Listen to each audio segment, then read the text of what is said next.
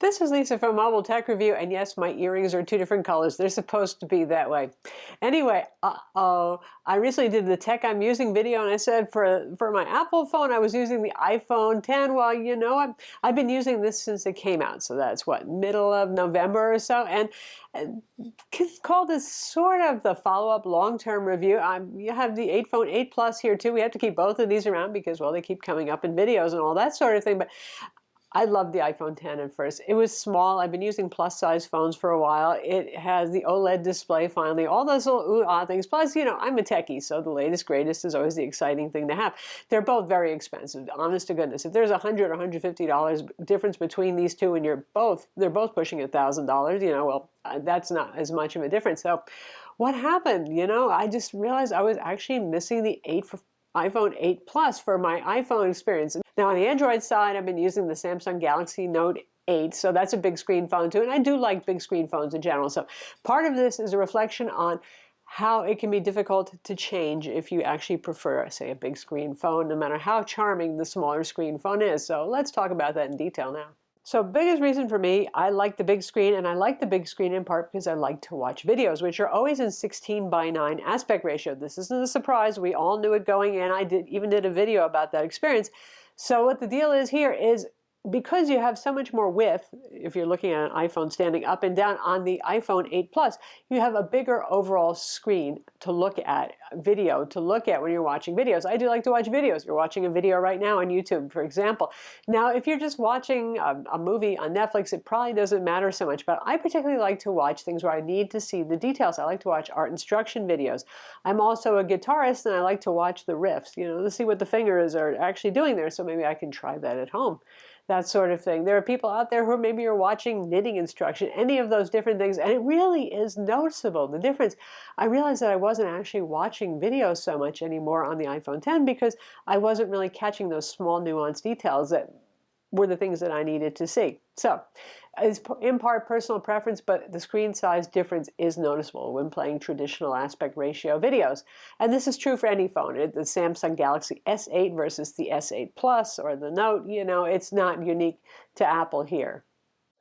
And yes, there is a screen stretch mode. You know, you can stretch it out, but on the iPhone 10, but the drawback there is that you're cutting off the top and the bottom of the video, which, well, you know, suddenly your actor's kind of like gotten a little lobotomy going on there. Or if you're, again, like me, watching art instruction videos, suddenly the menus in Photoshop are no longer visible. So that's not really a very good solution.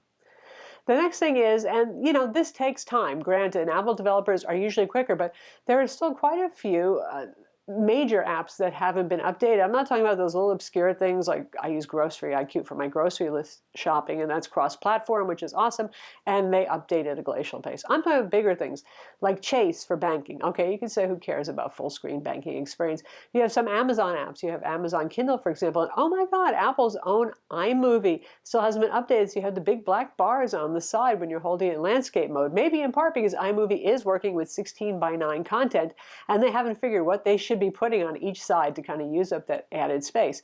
So eventually this will be taken care of. We're only like 3 months in, right? 3.5 months in. But I'm surprised it hasn't happened sooner, because this is, developmentally speaking, not such a huge change that has to happen.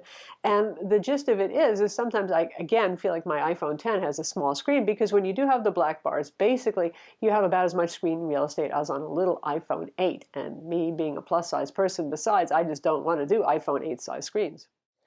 Okay, so the notch thing, I actually don't care. I think it looks a little bit cool. You know, I sort of like the Essential phone. It has a pinball up top too. It's different looking.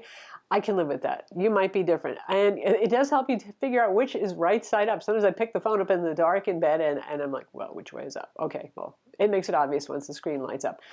OLED burn-in, I don't worry about it so much. I use OLED phones all the time in the world of Android, and what's going to happen is going to happen, and it doesn't usually happen that fast. We don't tend to show the same thing for hours on end on our phone screen anyway. Now, something that might bother you, and bothers me on some laptops that have PWM, pulse width modulation, it's a way of dimming the screen from max brightness that basically turns the backlighting on and off really, really, really fast. And some people can sense it, and it gives them eye strain or it gives them headaches.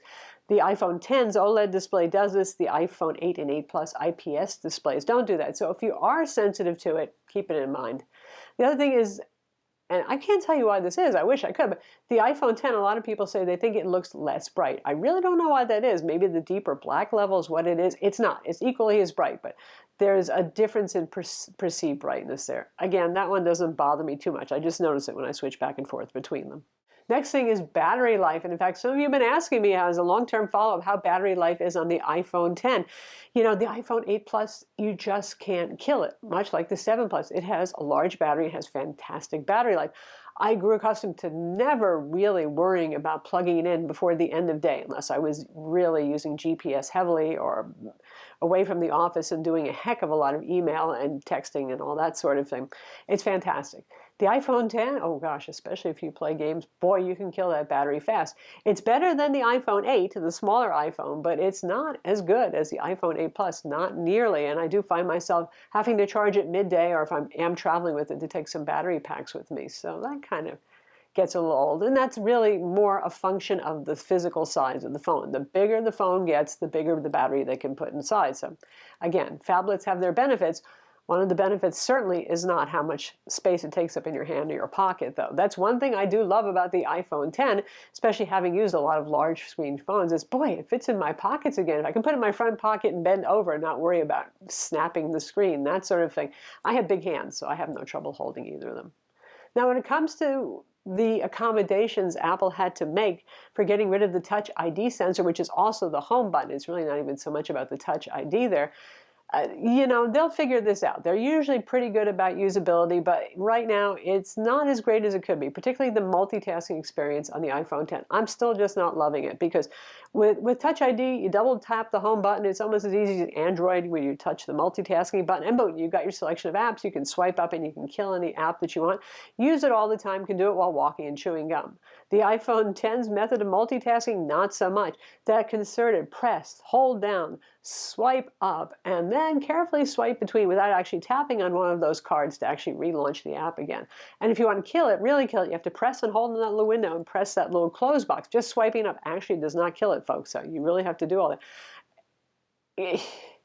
I just give up, you know what I mean? When I have to switch between apps, what I do is actually swipe through my screens and tap on the app icon again, because it's just too much work to actually go through all that and be that precise about it. Hopefully Apple will figure it out.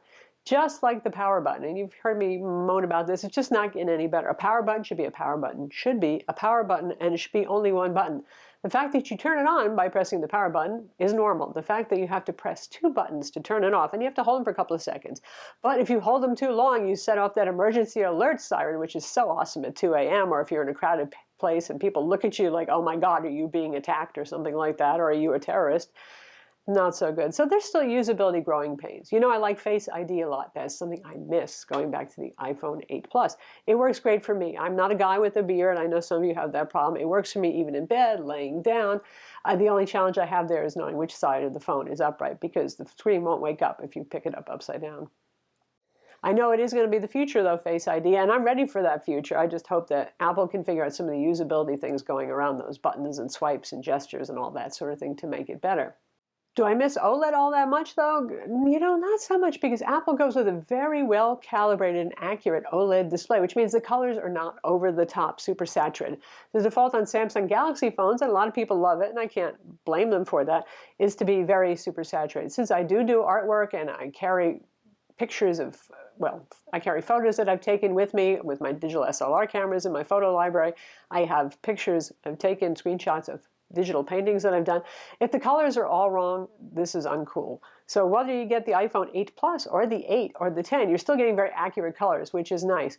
But that means that the shock and awe of OLED really isn't there so much for the iPhone 10. This is also why I don't use the Galaxy Note 8 so much when I'm watching art instruction videos, because I've noticed using the AMOLED photo mode, and that's the most accurate out of the box of the pre-done settings that Samsung has. Things are still a lot too cool, so grass that should be yellow-green suddenly looks blue-green, that sort of thing. So Apple keeps it accurate no matter what.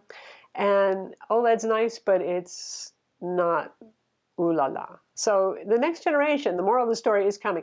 If you really like a big screen phone, you really might want to wait until probably later this year, when we're going to have multiple sizes of an iPhone 10 sort of design. So you can have that big screen experience back again. Probably they'll come up with some improved usability tweaks around the multitasking, the gestures, all of that sort of thing. And they might even have some IPS displays in the bigger screen sizes. So they'll still look very great because the iPhone 8 Plus screen looks really good, but you might not have PWM. You'll still have that realistic and accurate color. So I'm not dissing the iPhone 10. I'm just saying that after living with it for 3 months, I'm kind of becoming an iPhone 8 Plus gal again and looking forward to the future when we get those big screen iPhone 10.5s, 11s.